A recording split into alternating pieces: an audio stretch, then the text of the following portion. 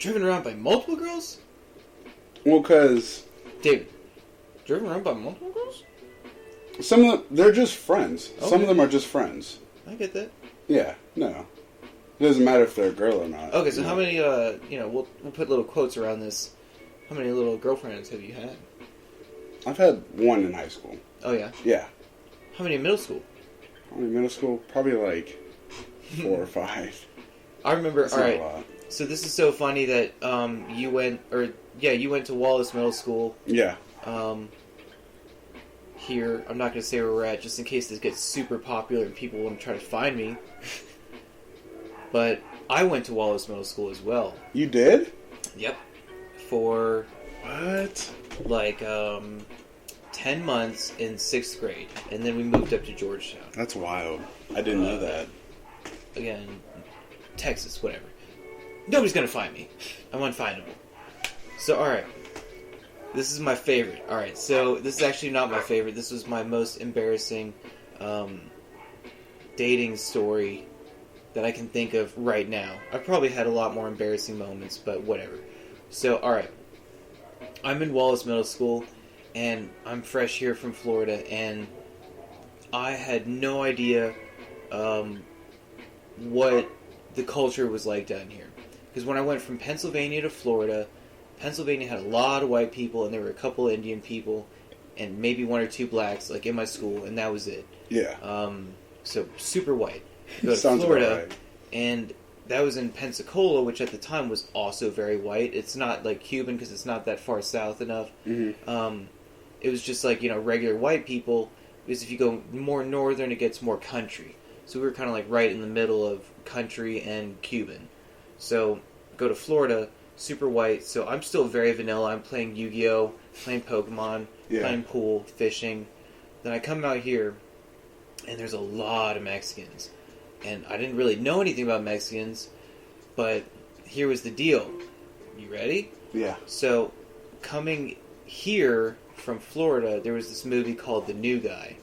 And have you ever seen it? No.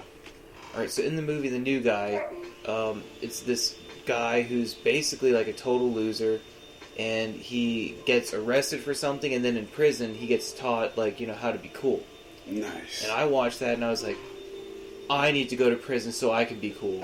But I'm in 6th grade, so I'm not going to prison. So I just watched the movie and over again. I'm like, no, okay, you that's... didn't. Yeah. No. I watched it over and over again. I was like, alright, this is what I need to do. And so I come out here, and I try to find, the cool kids, and I try to, act tough. I'm 6th grade. If you look at pictures from me back then, I looked very, very soft. Yeah. Physically and emotionally, very, very soft. So, I get here, and I'm hanging out with, ultimately, it took 2 months, I'm hanging out with some pretty cool kids. And they like me, they think I'm funny, and I like them, I think they're pretty cool.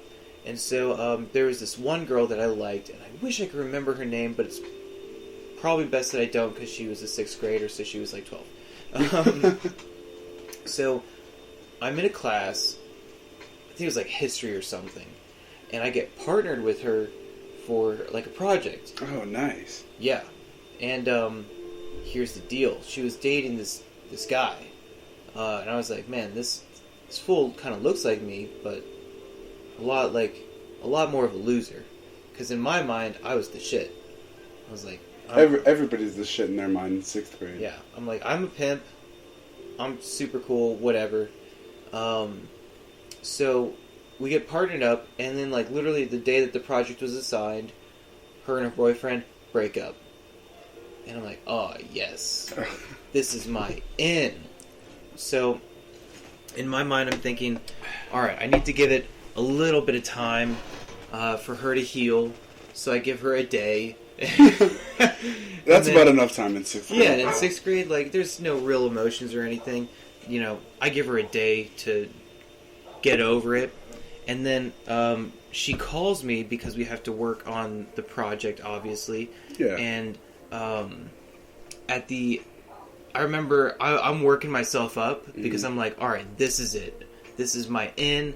I'm going to get this girl to be my girlfriend right now. See, but what was also a good sign is she called you. In 6th grade and everything, they don't girls won't call you if they don't like you. Like, if they don't, even if they don't want to be friends, like, they will just flat up text you, be like, hey, can you please do the project, and come up with the excuse. Well, see, that's how the they're thing, busy. is in 6th grade, this, for me, alright, 16...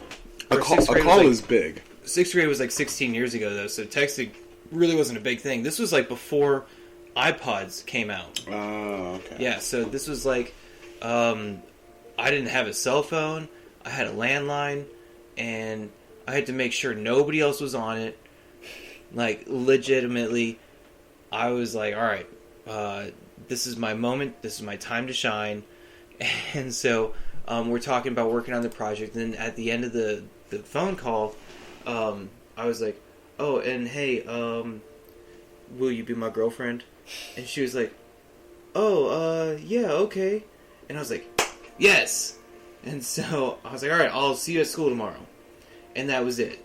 So, that's how it was back then. I mean, like, you know, you don't have to spit any game, because there was no game to spit. You're a 6th grader. What are you going to do? Like, take your parents' money that they bought you, you know, say, hey, can I get you like a stuffed animal or something? I don't know. 6th grade. So, this is the worst part. The next day, I'm hyped. Yeah. I'm like, yes, this is the best day.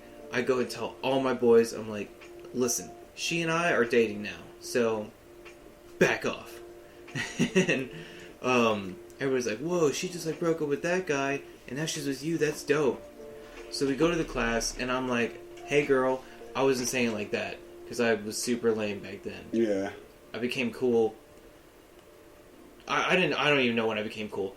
Later than that. Definitely later. So I'm very excited to see her. I see her, and I'm like, hey girl. And then she goes, hey, so you remember how we were talking yesterday? And I was like, yeah, for sure. And she's like, and you remember how you said, you know, could I be your girlfriend? I'm like, yeah, for sure. And she was like, so, I think my heart's still a little sensitive. I don't think I'm ready for this right now. Damn. And I'm like, oh, in my mind, I'm like, oh no,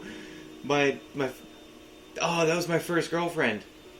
Technically, not my first girlfriend, but my first girl that said yes. The first girl that I asked out said yes. I'm 1 for 1, and then the next day, heartbroken. Ends immediately. Yeah, like all my plans for that day. I'm like, man, we're gonna sit together at lunch. We're gonna hug. Yeah, I might get a hug. That was the big thing too. Like, I knew there wasn't going to be any kissing action, but like the idea of like, you know, getting a hug, man, that was dope. And she broke up with me immediately. You barely got to say hi. I did barely get to just say hi. Yeah. It was wild. Also, going back on that story, this is going to be, I think, a little hard one. When you were little, is there anything embarrassing that mom or dad heard you say on the landlines? Oh, you want to talk about embarrassing things that happen on the landline? Oh, for sure. We'll talk about my next girlfriend who was in 7th grade, because I took a year off to find myself. Yeah, had to go on a little emotional journey. Yeah, so, alright. So, this girl, I do remember her name, because she was like my first real girlfriend. Mm-hmm. Her name was Amber. And, so, like, give a little backstory. I asked her out because, again, I'm thinking I'm like dope, and we had gone from Wallace Middle School up to Georgetown, so I'm at a different middle school now. Mm-hmm. So again, new time to prove myself. New start. Yeah, you're new start, new me. And so I'm in this class, and I'm already there a couple weeks. Like I already figured out, you know, some people that I was friends with, and you know, figured that I kind of liked this girl and I wanted to ask her out. So I remember I was in theater class, and I remember telling this one guy, I was like, hey, I think I'm going to ask her out. He's like, do it, dude, for sure. And so I'm like, all right, I'm going to do it. I'm hyping myself up. I'm getting myself ready. I'm honestly sitting by myself, and I'm kind of talking to myself. I'm like, you can do this. You're gonna do it. You're 1 for 1. You're going to be 2 for 2 after today.